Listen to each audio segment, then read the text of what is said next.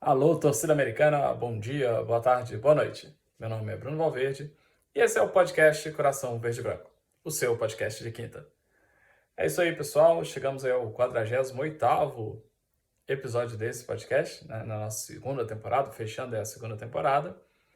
E hoje eu abri mão de gravar no notebook, usando o microfone, e estou usando o celular mesmo, porque eu só consegui gravar agora, quinta-feira, 5h15, né?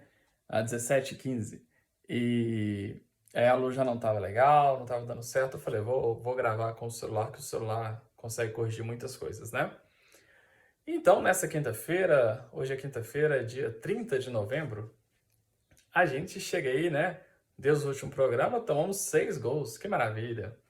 Perdemos de 3-0 para o Flamengo e de 3-0 também para o Palmeiras. E não dá pra gente, não vou perder tempo falando de cada um desses jogos, tal, né? Dá para resumir tudo em poucas palavras, assim, né? Que dá para falar? Primeiro, sem meio de campo nos dois jogos, né? A gente continua um time que não tem meio campo. E isso contra times organizados, isso é terrível, né? Então, contra o Flamengo, a gente jogou com Cal, Ale e Martins. O Martins fazendo às vezes de todo mundo. O Cal até que não é tão mal assim, né? Mas não dá certo, é pouca gente, né? Pra fazer o meio campo. E contra o Palmeiras a gente jogou com Cal, Juninho e Martins, né? Evidentemente o Juninho podendo jogar, ele é titular absoluto do time, né? Então a gente sem meio campo nenhum, sem possibilidade de criatividade zero, né? A gente então encarou aí dois dos melhores ataques, das melhores defesas também desse campeonato. Resultado, tomamos 6 gols, né? O Everaldo foi titular contra o Flamengo, foi péssimo, né? Não quero mais falar do Everaldo, né? O Ale também foi titular e foi péssimo. E aí no final do jogo contra o Flamengo eu falei, cara, eu nunca mais quero ver o Ale com a camisa do América. Ou ele sai ou saio eu paro de assistir. E aí no jogo contra o Palmeiras, quando tava 2-0, eu fui dormir, né? Eu fui ouvir pelo radinho o jogo na Band de São Paulo, Rádio Band de São Paulo. Gosto muito das áreas do Grupo Bandeirantes.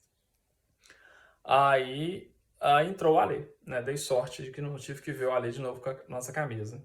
Falando em camisa, olha a camisa bonita que eu tô usando, né?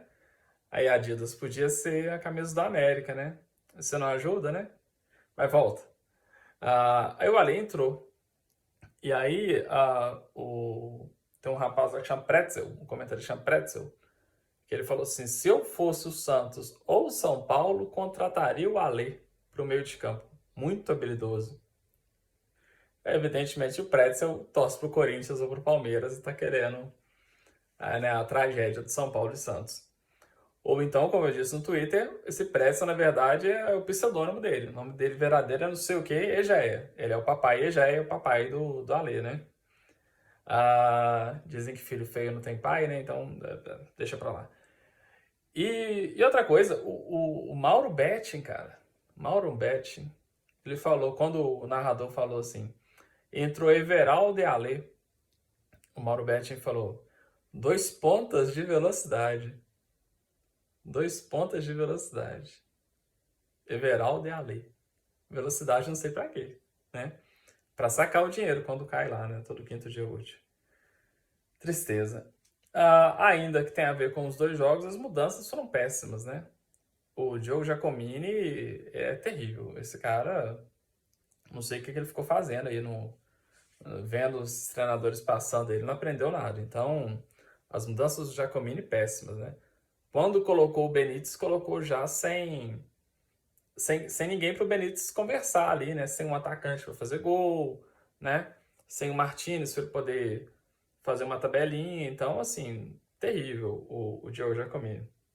E aí, em dado momento do jogo contra o Palmeiras, eu xinguei um jogador no primeiro tempo. Curiosamente, é um jogador que está nesse copo aqui, ó. Esse copo é do Centro Deca, né? Quem será o jogador? E ele também está no copo da final do Mineiro. Nosso ídolo, ídolo. Aí quem que é? Xinguei esse jogador.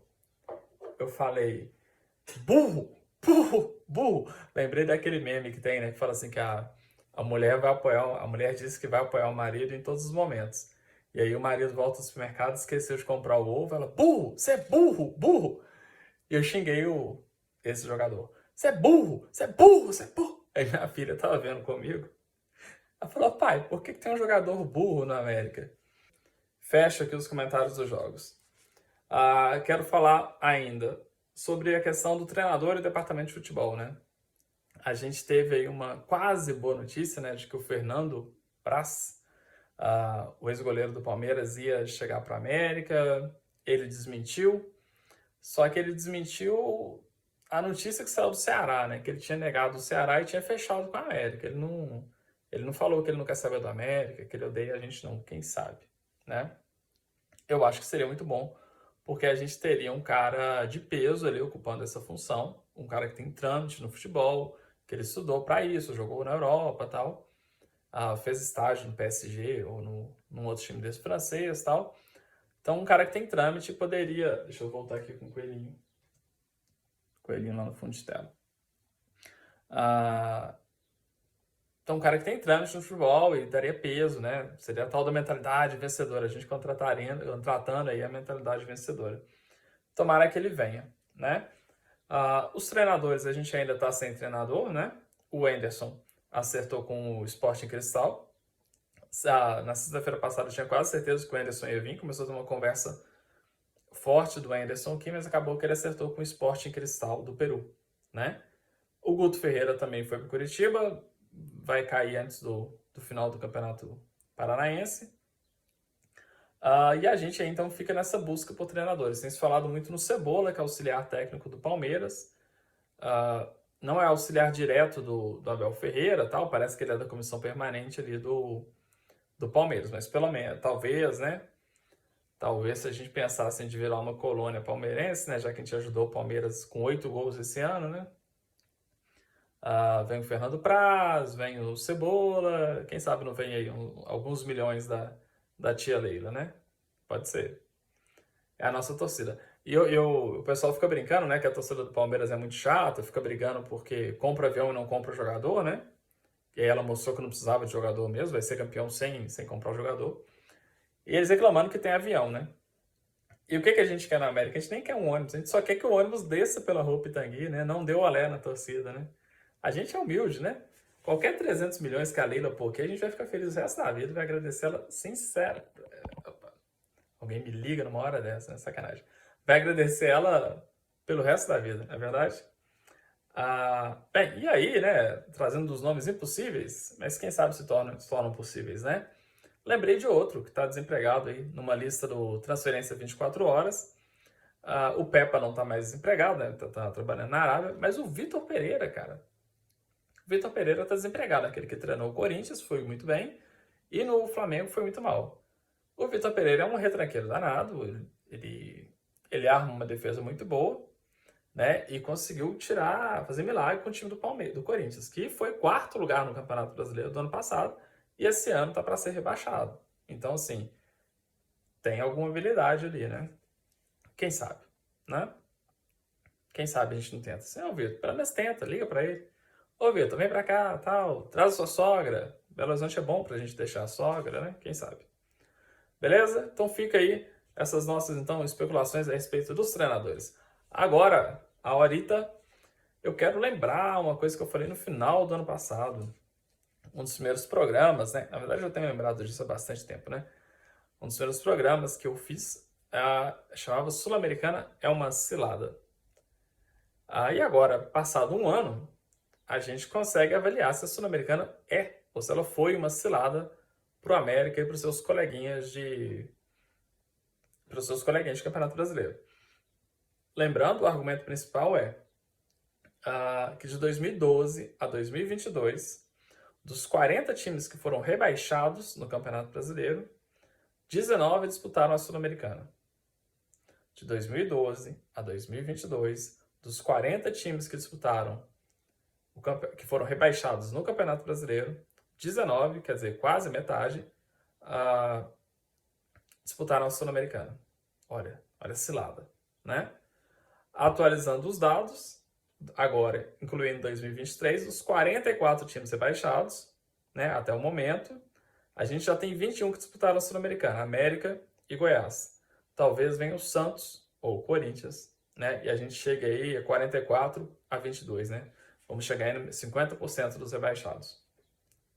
E aí vamos então pegar aqui os brasileiros que disputaram a Sul-Americana. Corinthians, Fortaleza, Goiás, Bragantino, América, Santos e São Paulo. Foram 7 brasileiros na Sul-Americana. O Corinthians, em 2021, tinha sido quinto. Em 2022 foi o quarto, subiu, né, no Campeonato Brasileiro. E agora, em 2023, está ali em 11º, tal, né, meio caindo pelas tabelas, né? Lembrando que ele jogou a Libertadores e foi rebaixado para a Sul-Americana. Então, foi terrível para ele. Está aí em 11º, acho que é 11º nesse ano. O Fortaleza, olha, você vê, o Fortaleza, Corinthians e América são os piores casos, né? O Fortaleza foi quarto em 2021 no Brasileiro, oitavo em 2022 e agora está em 13º, né? Eu acho que eu errei o dado do Corinthians, mas deixa lá. O Fortaleza está em 13º, correndo o risco de ficar fora da Libertadores, tá praticamente fora da Libertadores, né? Olha como que isso é uma queda para o Fortaleza. O Fortaleza foi finalista da Sul-Americana, né? O Goiás também piorou, foi 13º ano passado, agora está em 18º. O Bragantino melhorou, olha que interessante. O Bragantino foi sexto em 2021, em 2022 foi 14º e agora está ali sexto, sétimo, né? Colocado, talvez, indo para Libertadores. O América foi oitavo em 2021, décimo em 2022 e agora 20º. Está consagrado já, está sacramentado. 20º, lanterna em 2023. Foi uma ciladaça para o América, a Sul-Americana. O Santos está na média, né? Foi décimo em 21, 12º em 22 e agora está em 15º. Quinto, eu acho. O São Paulo até melhorou, né? Foi 13º, foi nono, agora em 10º. Por quê? Né? Então, pegando aqui os três principais, os três que foram que a Sul-Americana foi mais selada: Corinthians, Fortaleza e América. Que tá esses três times que nos últimos 2 anos brigaram ali na parte de cima da tabela, agora estão brigando na parte de baixo, né? Por quê? O Corinthians me parece claro, e até uma ideia que o Lucas Prates colocou outro dia no Instagram. Um dado, né? Que a maioria dos times rebaixados tinha um elenco com 70%, 80% de jogadores acima de 30 anos. Então, um time velho. O Corinthians, para mim, claramente é isso, né? É um time muito velho, assim. Ainda tem habilidade, tudo, não sei o quê, mas é um time muito velho e sentiu a sequência de jogos. O América também, né? Mas aí eu acho que a América e Fortaleza acaba pesando um pouco a questão ali de poucos atletas mesmo, tal, né? Mas o América, ele fez tanta lambança, né? Até que os jovens que jogaram a Sul-Americana na maior parte das vezes.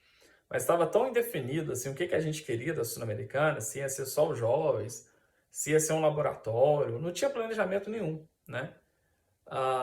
Que os jovens iam bem na Sul-Americana, que foi uma coisa que eu propus lá no final do ano passado, de jogar a Sul-Americana com os jovens e usá-los de laboratório para o brasileiro e para a Copa do Brasil. Só que as soluções, repetindo uma coisa que eu falei várias vezes, as soluções encontradas na Sul-Americana não eram aproveitadas, né? Então, o que era a Sul-Americana pra gente? Só um gasto. A gente, torcedor, ficava feliz, goleamos lá o Colo-Colo, né? Goleamos o Peñarol, passamos num grupo super difícil, foi legal pra gente, mas pro clube não valeu de nada, porque era um custo, né? A diretoria ficava chateada, reclamando, e os jogadores não... E as soluções, né, que a gente encontrou ali, o Rodriguinho, né? Custaram a ser usadas no time... no Campeonato Brasileiro, né? O Mastriani foi artilheiro a contragosto, né? O América não queria que o Mastriani fosse artilheiro, né? O Martinez e o Mastriani era a alma desse time na Sul-Americana. Com eles em campo, o América se classificava. E aí, para garantir que o América ia ser eliminado, no último jogo contra o Fortaleza, a gente não mandou nenhum dos dois. Porque se eles entrassem em campo naquele jogo, a gente poderia se classificar, né? Mas a diretoria do América não queria isso. Então foi uma cilada terrível pra gente. A mão tem que ficar aqui, senão será que foi uma cilada terrível pra gente, né? Porque a gente se desgastou com aquilo, prejudicou o Campeonato Brasileiro e tal, e o que veio de bom da Sul-Americana, o América não soube aproveitar, né? Então, como eu havia dito lá no final do ano passado, a Sul-Americana pode ser ou não uma cilada, depende de como da competência da diretoria para poder aproveitar essa competição. E o América também nisso não teve competência nenhuma. O Bragantino teve, o Atlético Paranaense quase sempre tem, né?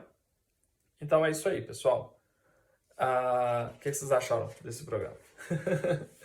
Deixem aí seus comentários e me fala aí se vocês acham que concordam com essa minha análise do que foi a Sul-Americana, quem que a gente pode esperar aí que seja o nosso treinador para 2024. E as notícias que vem, um rapaz no Twitter comentou assim, o América não fez nada, não fez nenhuma movimentação para 2024 ainda.